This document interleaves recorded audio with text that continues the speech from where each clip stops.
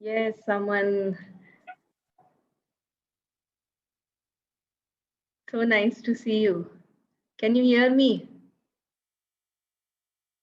Aman, please unmute yourself.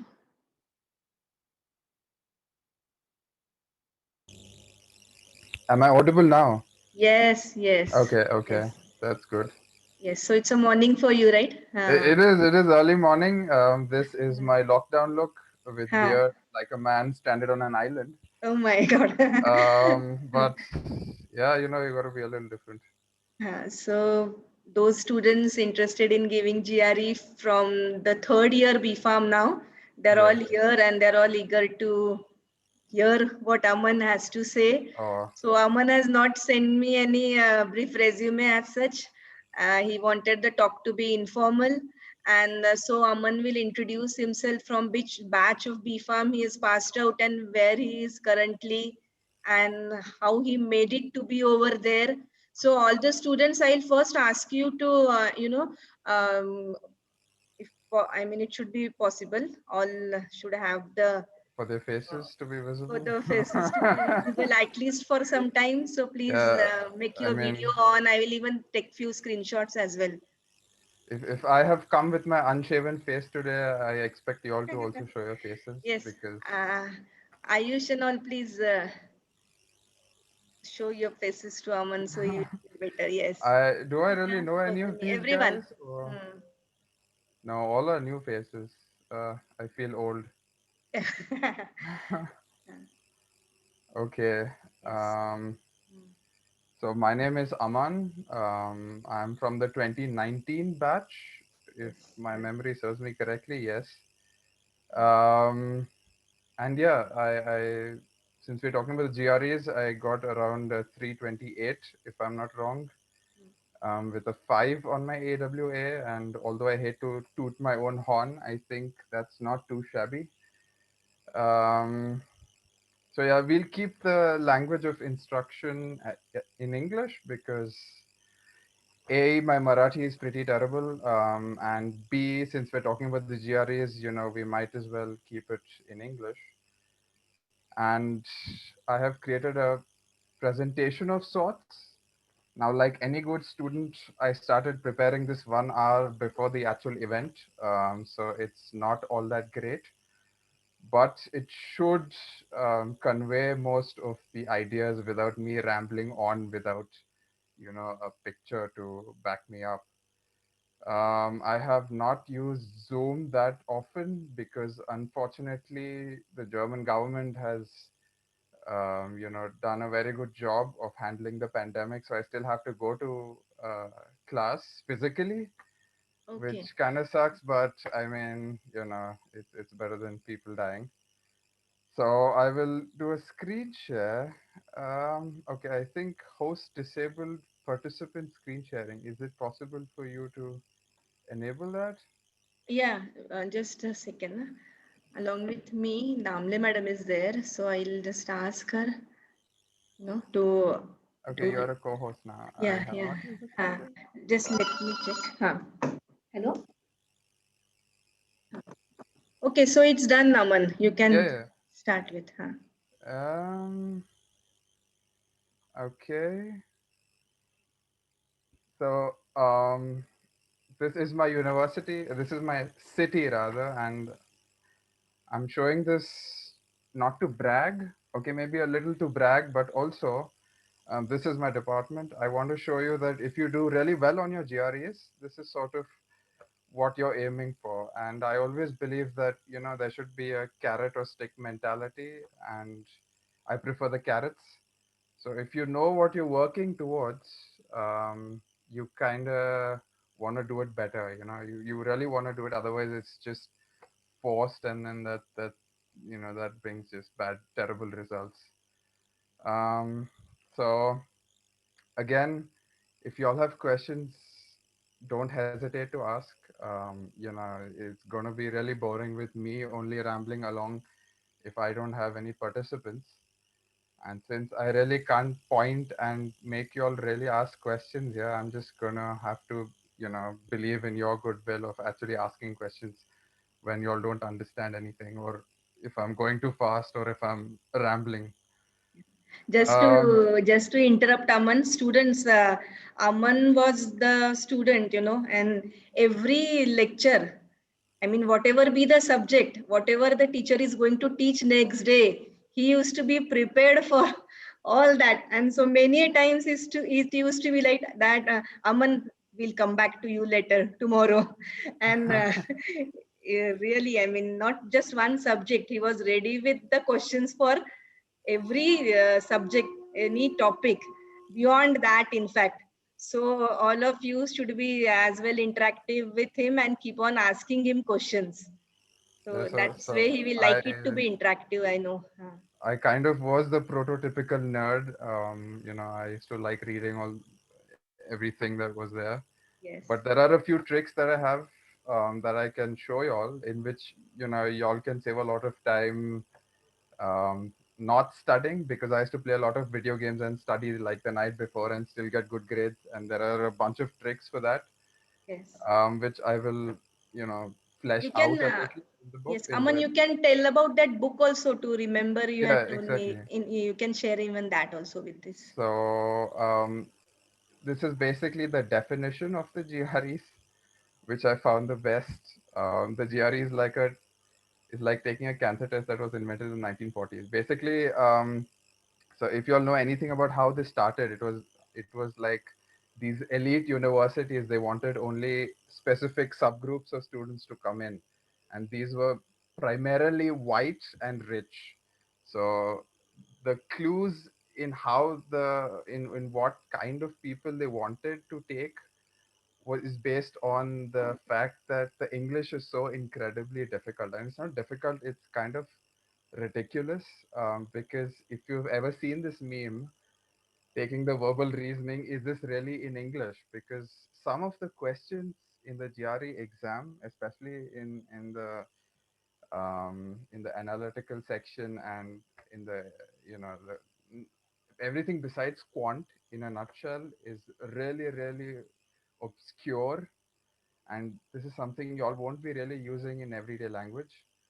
But since y'all will have to give it, there's no you cannot look back, you have to study it. And this is one of the examples that I was talking about. The question is, to the layman, a philosopher who attempts to elucidate blah blah blah blah, blah. Look at the options there. The wording: obfuscate, denigrate, becloud, attenuate. I mean, as science students, y'all are never going to use that. Trust me, I have been, in research now for 2 years, and nowhere have such words popped up. Um, so this is basically just a trial by fire, if you want to call it that. But there are some tricks you can use to memorize all of these complicated words. Um, So the first part being the vocab section. Again, I put this presentation. I sort of slapped it together 1 hour before this meeting, so it's not going to be that great. But I use a lot of imagery, which is what you all will also have to use for the GREs. But the first part is the vocab. So the point is, how do you study vocab? And that is a little complicated, especially if you don't come from an English-speaking background. Um, So the trick that I use is called the mind palace method. I don't know if you've ever heard of this, but this is something I have learned when I was younger, because my Aman, sorry to interrupt, but we can't see yeah, your yeah, sure. further slides. You can't. What Is it slides? on? What slide are you on? It's still on slide number one. Really? Okay, that's a little funny. Wait. Uh, is is it? Can you see the entire PPT thing now, or is it still slide one? It's still slide one. Yeah, now we can see the third slide. Okay, now okay. So apparently full screen doesn't work here. Um, okay, fine. Then I just scroll through it normally. So you can see like the slides I'm changing now, or is it Yeah, visible? yeah, yeah. It's Okay, so visible now. then I just use the non-full screen version of the presentation. Fine. So I skipped over a few things, but basically, um, the fact that it is ridiculous. The vocab in here is absolutely funny, but to actually memorize these, you can use a few tricks. I don't know if you've ever heard of this thing called the mind palace. It's basically converting words into pictures and then sticking them together to memorize them. That's how I did it, and it worked quite well for me. And a lot of students who actually ace this exam use this particular technique. So I have an example here. The word gregarious. Now, you know, someone who's gregarious is someone who talks a lot, who's very social, like a social butterfly, quote unquote. Um, but if you've never heard of this word before, like I had never heard of this word before, and I'm pretty sure most normal people have not heard of this word before. The question arises that how do you memorize this? Now, what I did and what I usually do for studying is that I split this into a bunch of smaller words. So I don't know if y'all have ever read The Diary of a Wimpy Kid. That used to be, one of my favorite books as a kid. I was not wimpy, but I used to love the book anyway. Um, so the point here is that what does the word remind you of?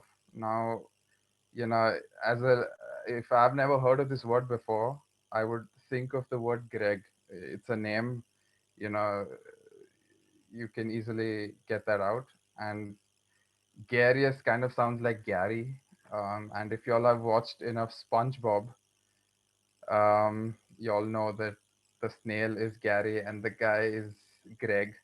So how do you put them together? So I just imagine, the guy talking a lot to the snail, and that is one image you can keep in your head. And then that's how you can it gives you a clue as to when you get this word again, and your mind again sees the word Greg and Gary, this association automatically pops up. So the trick here is that to absorb new information, you basically associate it with information you have stored in your mind already. Because information without context is very difficult to remember, right? So, if you want to remember something like moribund, which is another word for something that's on its deathbed, how do you memorize such new words? Again, Mori reminds me of like a sink. I don't know whether it's a Marathi word, Mori, but my mom speaks Konkani, and that's a Konkani word for a sink. And bund is like a bridge, and you can imagine like a dead body in the sink, and that's how you imagine moribund to be a word that associates something with death or the end of something, right? If I'm getting this across.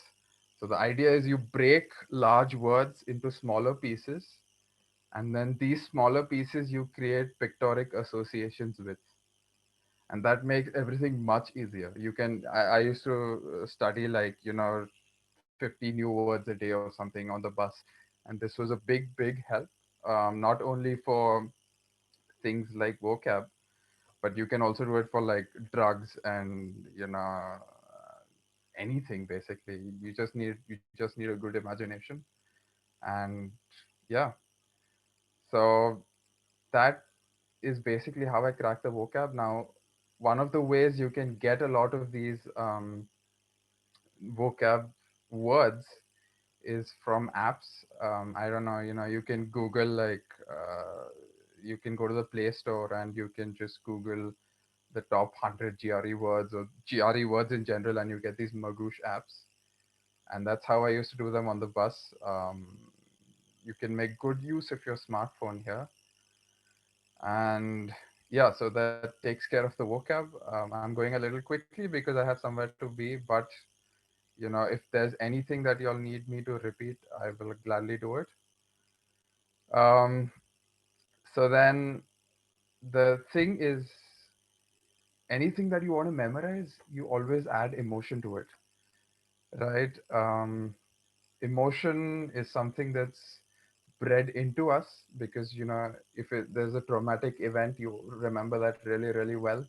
If you've ever heard of soldiers having PTSD, post-traumatic stress syndrome disorder, um, they remember the events really well, and that's because there's an emotion attached to it. Now, the emotion can be anything. It can be joy, it can be sadness, it can be whatever spectrum of emotion that goes on in your mind at that time. But um, that is what I like to do. So, for example, like the word moribund, um, the example that I took, um, you know, again, the meaning of the word is to be on its death, or something that's coming to its end, right? And the way that I memorized it is, again, by something in a sink, because a sink in Konkani is Mori.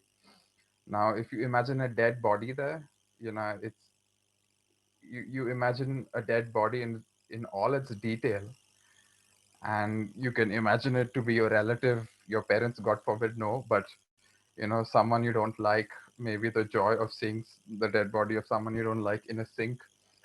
Um, but whatever it may be, the strong emotional connect that you feel when you have something like that, you tend to not forget it because it sticks in your mind. And this has been, again, I may get a little sciencey here, but it's evolutionarily bred into us to remember emotional events better than events which don't have an emotional connect. So, for example, you remember where you ate a sweet fruit because when we were hunter gatherers, you needed to remember that, okay, to get this sweet fruit I needed to go here, here, here, and then I can imagine the joy of eating that fruit and all its sugary goodness.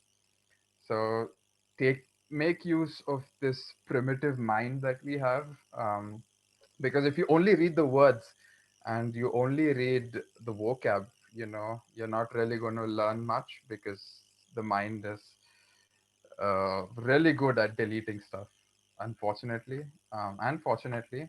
But try and put an emotional connect to the words, and you will learn it better. Um, so another clue that I have, another trick that I have is like they don't really want to give you a ridiculously difficult exam, so they actually add some clues in the sentence itself. Now I will have to move this around and maybe zoom in a little. Okay. So, for example, in this question, to the layman, a philosopher who attempts to elucidate a complex moral dilemma by reducing it to a simple yet apparently ridiculous test case seems rather to dash the issue. Now, I did not read the whole sentence, right?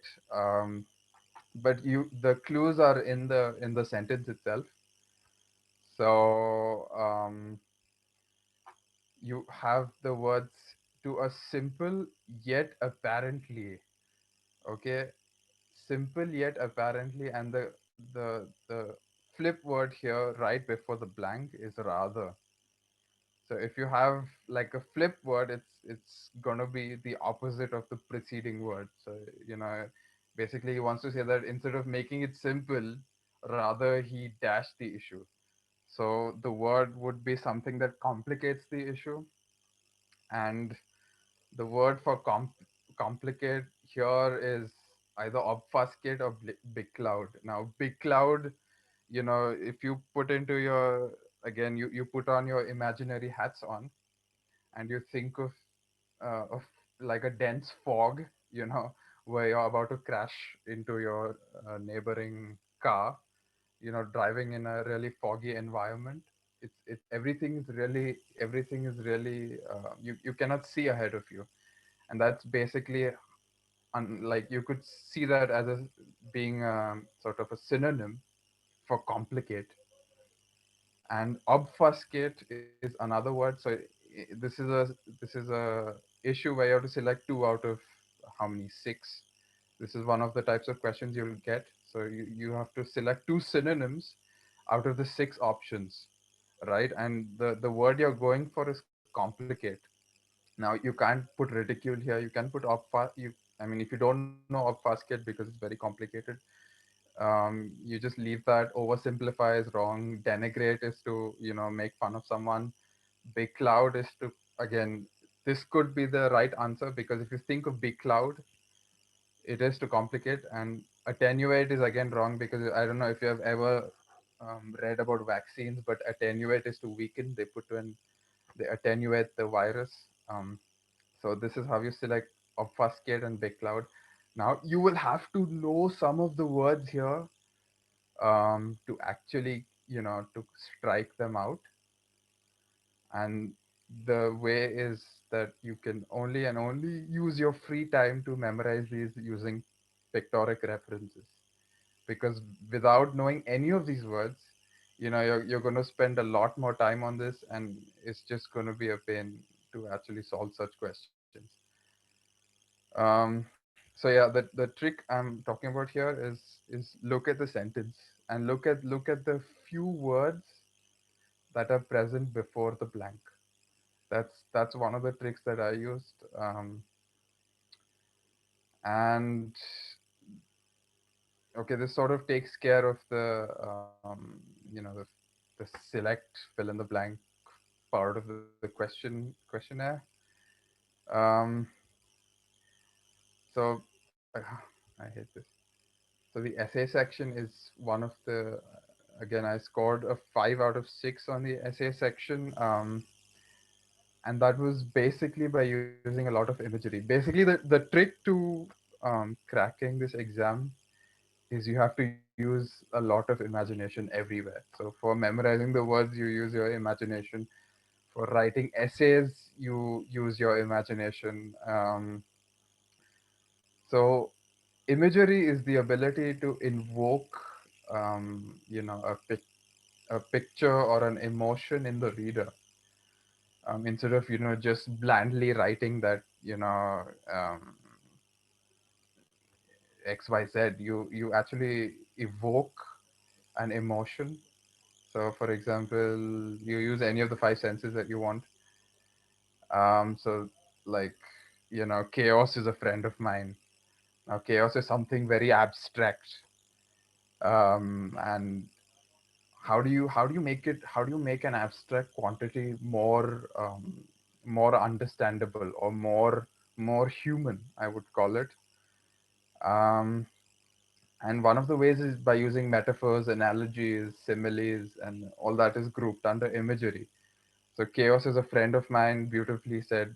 All words are but crumbs that fall down from the feast of the mind.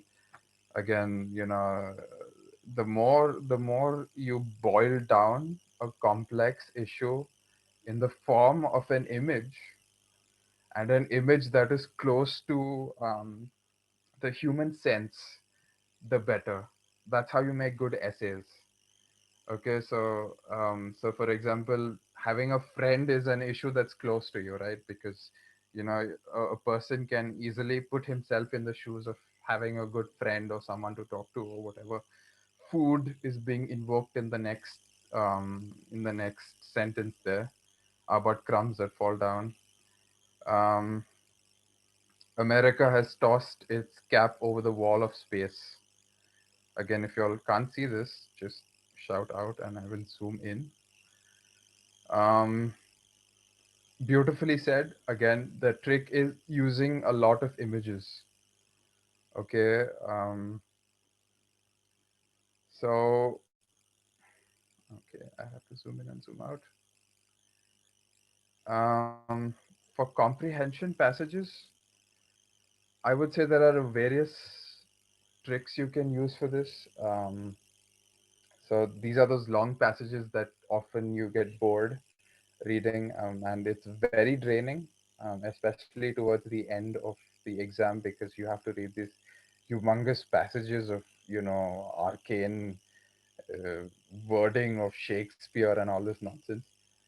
The trick I would say is that you don't don't sweat the small stuff. Don't zone out on the details, because that's like the worst thing you can do.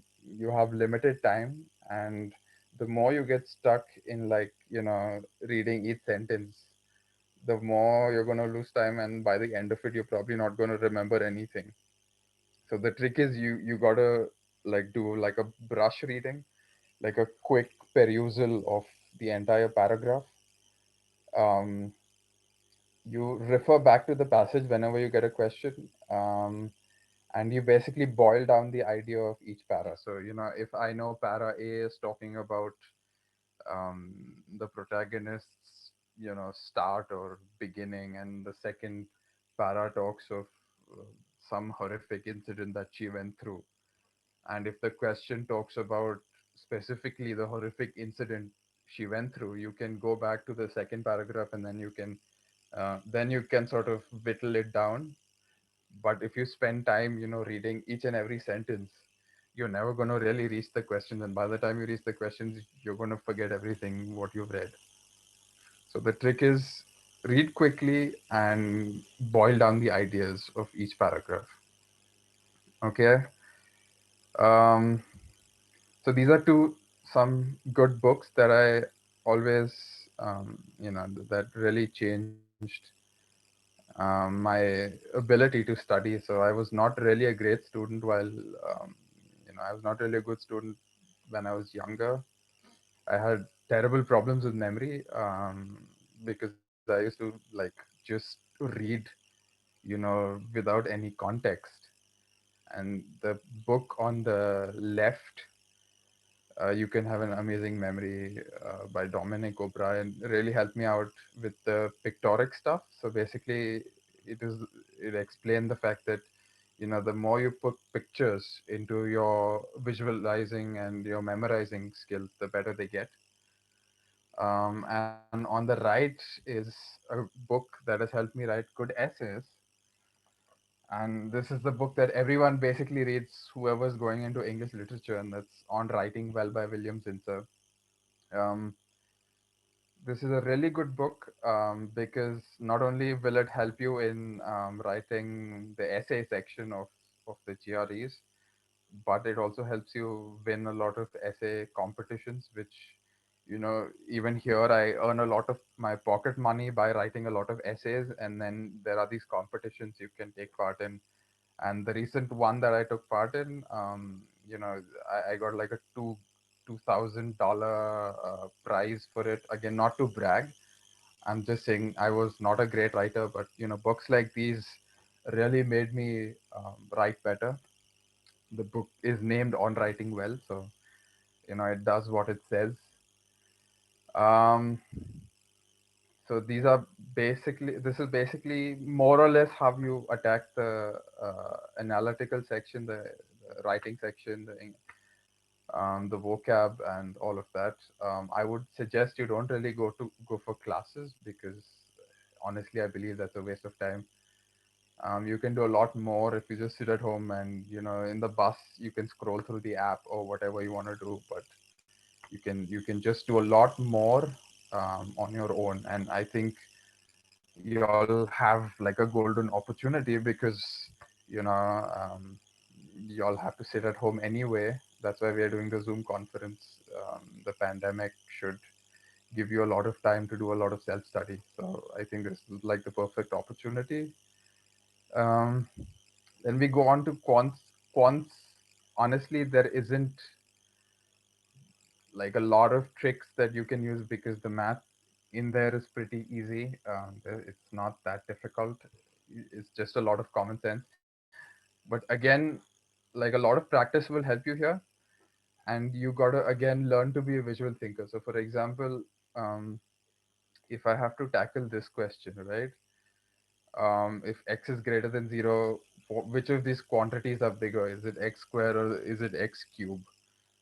Now, if you just think of it normally, since x is greater than 0, technically cube should be greater, because, the power 3 and 3 is greater than 2, and all of that basic deductive reasoning. But, you know, if you have a good imagination, you can also think of x being a fraction, right? So if it's 1 by 2, then 1 by 2 square would be 1 by 4, and then this would be 1 by what, 8, and of course then the square would be greater, right? Because 1 by 4 is greater than 1 by 8.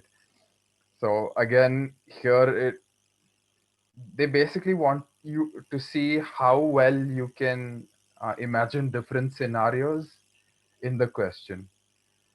And so the answer here would be the relationship cannot be determined from the information given. Now, this is again a very simple question, but because you know that, I don't know if you know this, but the GRE is adaptive. So if you do well in one section, the next section that comes out is harder, and that's the really irritating part that I faced because I sort of breezed through the first section, um, and I'm like, holy shit, this is gonna be really easy. And then when the next section came, and I went through some of the questions, I'm like, oh god damn, these people, um, you know, they made it quite difficult, and that's because it's very adaptive. So you gotta do a lot of energy conservation and learn to actually, you never really need the rough paper, because if you can visualize it well, you don't need to waste time and energy and all putting pen to paper. Just think of different scenarios, think of the words actually, think of the numbers actually playing out on the screen like you view them. It doesn't have to be too mathematical. The trick of solving the basic trick in a nutshell is be a visual thinker. um, so these are some study tips that I have, which I got from a friend, and I mean, this is something that I've tried myself. So I would suggest you complete like a baseline, which is like you give a test beforehand, like without really studying anything. You see how much you score in each of these sections, and then once you have like an idea of where you have to work on rather, you work towards that area, and that's how you utilize whatever limited time you have to its best. So you don't want to waste time doing something well that you're going to do well anyway. I would say the smartphone here is your best friend, unlike a lot of the teachers tell you to like throw away your smartphones. But if you use it well, it can be your best friend in studying anything. Okay. So a lot of the pharmacy stuff that I did from my smartphone. Ebooks, great resources on there. And I don't know if you know of this app called Anki Droid. I think there's a space to be had here, but it's one of the best flashcard apps that you can have. The Germans, where I study in Germany, they use a lot of this app. And the students here, they're very tech savvy, so none of them really make notes anymore. It's all smartphone based.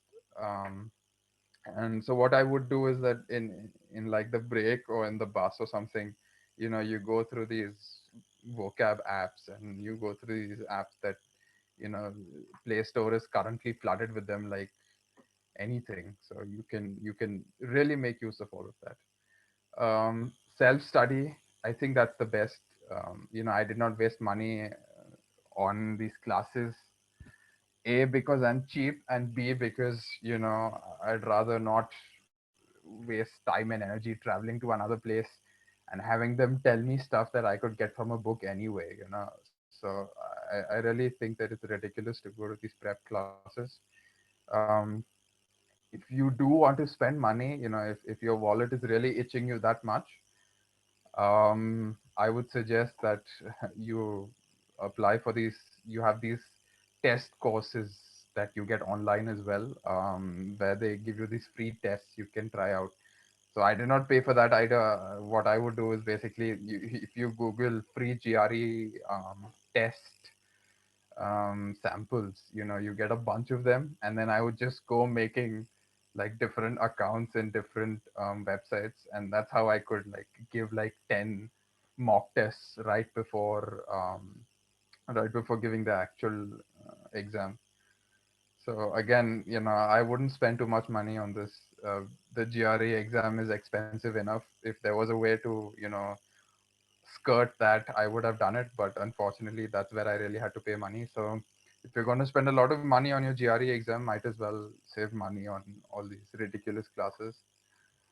Um, so these are some overall tips that I have. Um, skip, and skip some more. You want to, you want to.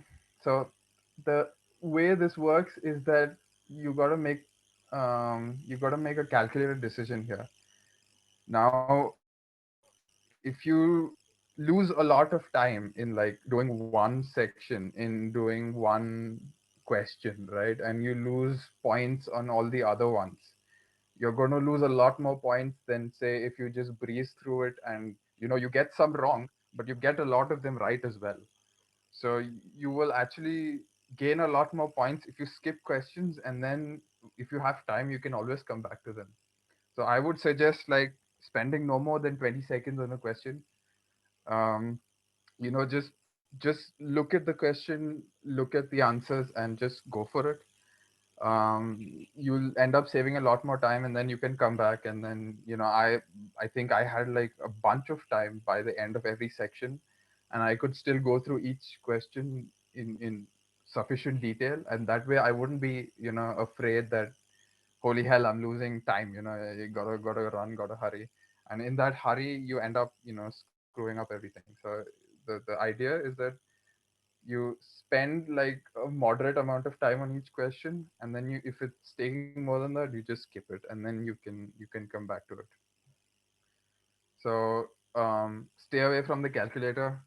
Again, I don't know why people, I mean, I think the calculator is there just to like, you know I don't know, like just to distract you, or because most of 99% of the questions, 100% of the questions on the quant section you can do without a calculator. I mean, you just need to ballpark it, right? That's the idea. You don't need an exact answer, because if you can ballpark it, you know which of the options you can select, and that's basically it. You don't need an exact answer. By clicking on the damn calculator, you spend much more time than what you can actually do ballparking it. And this is what I do in the lab as well. You never really need super accurate answers, except in these damn IIT JEE tests. Nowhere else would you really need it. You just need an answer that's not ridiculously too high or too low. Just if it's in the correct ballpark, like I said, it's fine. um, think visually, of course, that should come everywhere, not just the GREs. If you can think visually, and you can make life much easier for yourself. You can breeze past most exams if you can do that. Use clues present in the question itself. Again, like I said, they want to make it easy for you as well. I mean, they don't want to make it ridiculously difficult. So a lot of the clues are in the question itself. You don't have to scour the passage or the paper, or scour your own memory to actually answer any question as such. Um, so yeah, those would be my tips to give the GREs. Again, if you really want to get into a good university, anything above 320 is preferable. I have had friends who have got like a 336, and I think my cousin recently got a 336, and he's studying in an Ivy League and whatnot now. But um, the idea is that you give enough time for the prep, but you also need to give a lot of mock tests. So that's what he did. He's a little bit crazy that way, and I think only the crazy ones can get above 330. But um, what he basically did was that he would study. He would give mock tests at 12 o'clock at night, because that would sort of simulate the exam conditions where you'd be stressed and sleep deprived and really tired. So he would give the mock test at 12 at night, and he would do all this funny thing. But the idea is that you wanna simulate it as best as possible, because it's a 4 hour exam. 3 hour 45 minutes, it easily goes on to the 4 hour mark. And if you have to give a 4 hour exam in which you have to critically think for each question, that's going to be your biggest enemy. It's not going to be the difficulty of the exam, but it's just the brutality of having to sit in one place and solve questions for hours on end. It's the exhaustion that will get you, and trust me, that is what also got me, because in all my mock tests, I was easily going above 330. But on the day of the exam, towards the end, I was like, screw this, I just want to go home. Um, so yeah, the try and give mock tests, um, like the day you're going to give them. So don't skip over the analytical section and the writing section while giving the mock test, which is again a very stupid mistake I've seen a lot of friends make, because if you skip those two sections and you give the mock, then you might as well not give the mock at all, because then you're not simulating the exhaustion you will get by the end of the exam. So give the complete mock test, give at least 10. You don't have to pay for any of this. Just go online and just keep making different accounts on different sites. And regarding the books, again, you just Google up, Kaplan's GRE, blah blah blah, and you can get it from some corner of the internet. I did not spend, a penny on any of these books, because trying to convince my mother to pay for an exam as expensive as a GRE is, it's gonna be a little more difficult than to convince her to buy more books for me, which are equally expensive. So yeah, these are my tips and tricks. If I went too quickly, just ask me and I will summarize it if you want. Um, yeah. So I hope I was not too quick for someone, but yes. Other questions?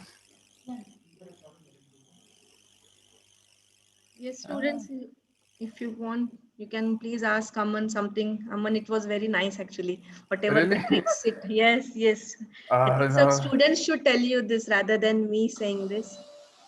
They might Yeah. have heard someone speaking about GRE previously as well, Okay. but I really doubt these books or these apps were shared with them to remember vocab as such, which you have shared on writing well as those Right. memory thing by Right. Dominic. So Right. who Hello, can? Aman. Uh, Hey. Yeah. Go ahead. I can hear you. Yeah, Aman, it was nice. You have explained it so well. I mean, the tips and tricks, I'm sure they will work for the juniors now. I like the most part is that you explained that you have to take that rigorous part of it at some odd time taking the test. So actually, you simulate the conditions, and then exhaustion of 4 hour test gets you. That's the real thing. I think everybody prepares well for exams, but then the That's true. duration of the test and the odd timings, I think that's also another trick they have to remember. Right. You have nicely explained it. That's You very have prepared a presentation to help them understand. That's true. something commendable. uh, Thank you so much for Yeah. being This there is guiding the junior just students. something Thank Aman, you. I I'd like to love to do. I will like to tell you, but now where you have done your MS and currently where you are situated, so I'll have to keep it for Right. our records. Like, if you can share that slide, or you can tell me that whatever way you, I mean, your university. Uh, Any. well, I did not write the name of the university, but it's called the University of Tübingen. Can you please Um, spell it? yeah, it's T. It's the U with the dots on top, the umlaut, the German U, Huh. and the BINGEN. So I can actually write that. I have not used Zoom a lot because, like I said, the Germans have done a good job at controlling the pandemic. So I had to really not use Zoom for my So the classes. same university you have done your MS as well as you have continuing for PhD. Am I right or no? Yeah, so currently I am actually working in a small company, because this is like the thing in my degree is that they allow you a lot of freedom. So I finished all my exams in the first like 6 months of my degree, and I had like 1.5 years to do whatever I wanted. So I started working in one of these research companies, um, which is I don't know if you've heard of CureVac. It's the company that's working on the vaccine right now, the COVID vaccine. That is in collaboration with Pfizer, BioNTech, CureVac, and we had like Elon Musk and all of these big guys coming in the other day. So, I figured that like a year's worth of work experience is more than like, doing more courses in my degree. And again, um, the good part about Germany is that there is no university fee. Okay, I think she's not here, but to all the other students, I had to pay my university fee, my semester fee is exactly €0. So I had to pay nothing to study here, and I got in through a scholarship. So they were actually paying me to study here, which I find ridiculous.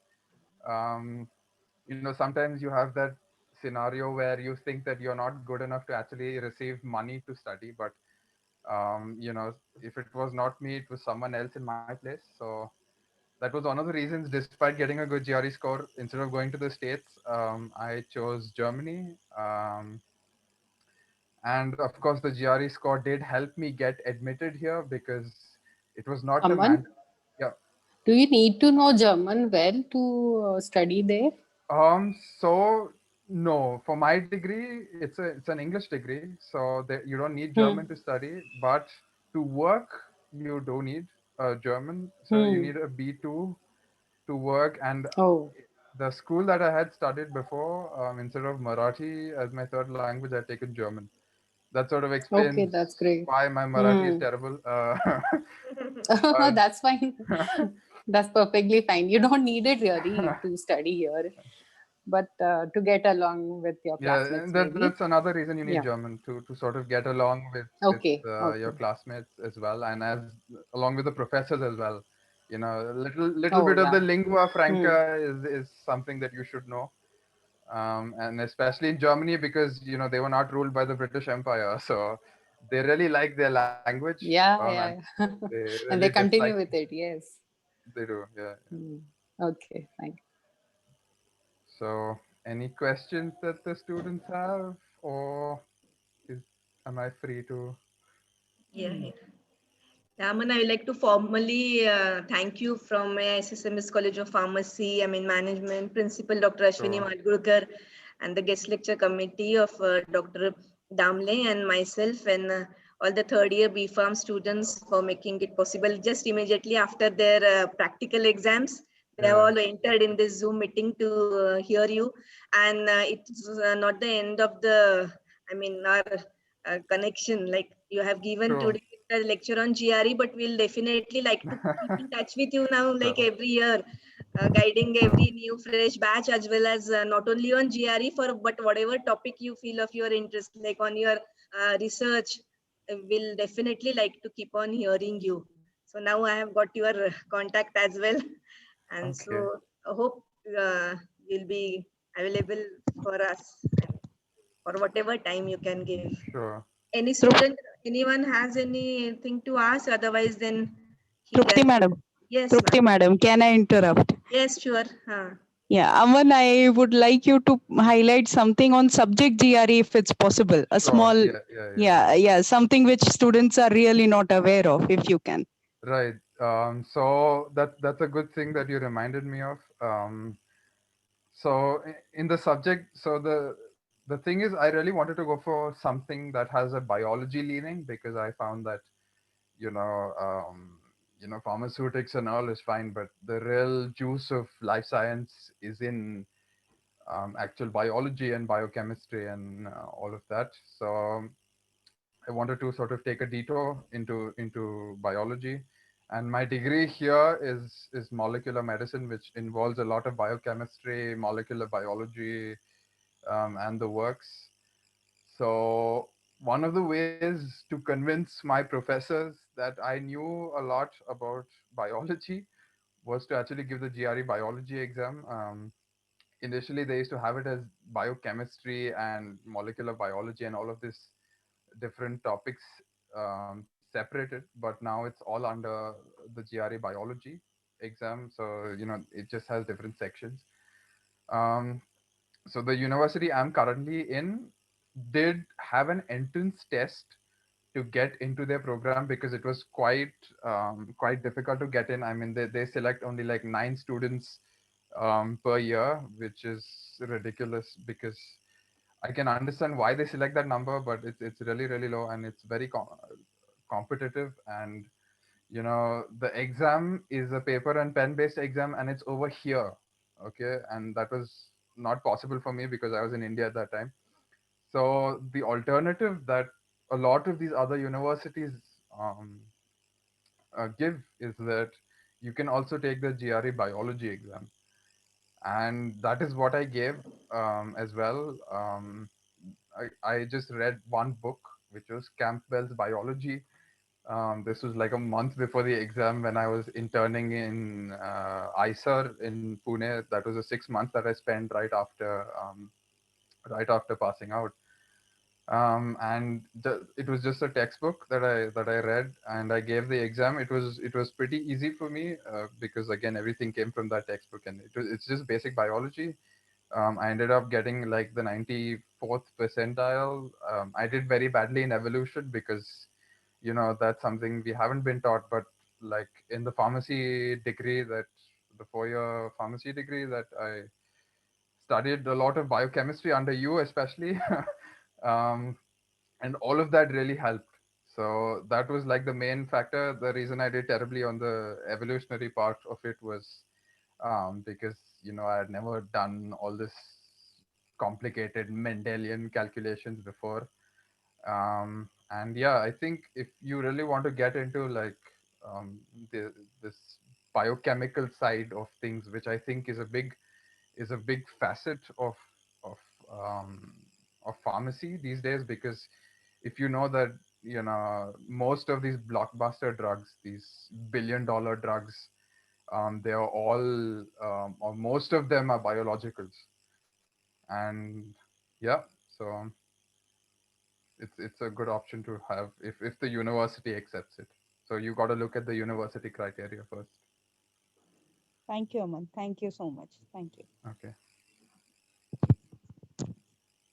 Trupti, madam? Yes, yes. Yeah. So if any student is not having any question, then we'll better end this and ask Aman to continue with his schedule, whatever. Yeah. TY students, anybody? Excuse me, ma'am, I had a question. Yeah. Sure. Ayush will like to interact, Aman. Uh, Okay, go on. Aman, can you please tell me that does extracurriculars matter while taking admission into a foreign university? So Like the for me, I don't know whether they did or not because what I did is in my CV I just put like a small section of all the quizzes and all of that at one. So for me, I don't think it mattered a lot. For me, the GRE mattered a lot, and also I had to give a couple of interviews on they asked me a whole gamut of questions during the interviews, and I had to like answer them. So it was the interview along with the GRE score that got me in. I think they might have looked at the extracurriculars. I'm not sure, but personally, for my situation, they didn't look at it much. So if you're going for Germany, they'll really look at your grades from school, from university, which kind of sucks because my grades weren't that great. I was like, okay, I was average. I was not that terrible either, but um, the thing to offset my grades was the fact that I got a good GRE score.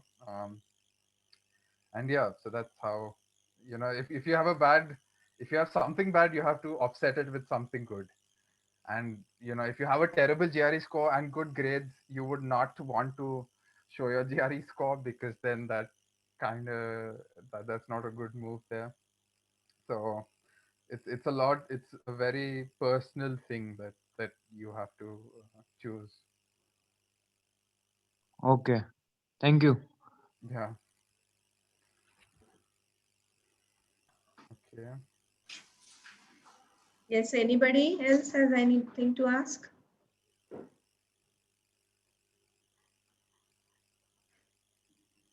Okay.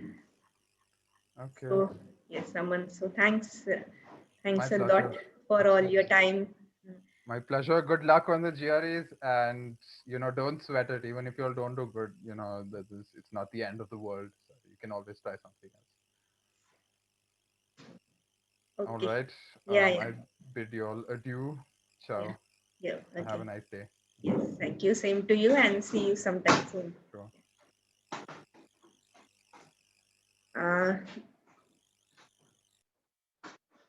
बंद करूया ना Damle madam.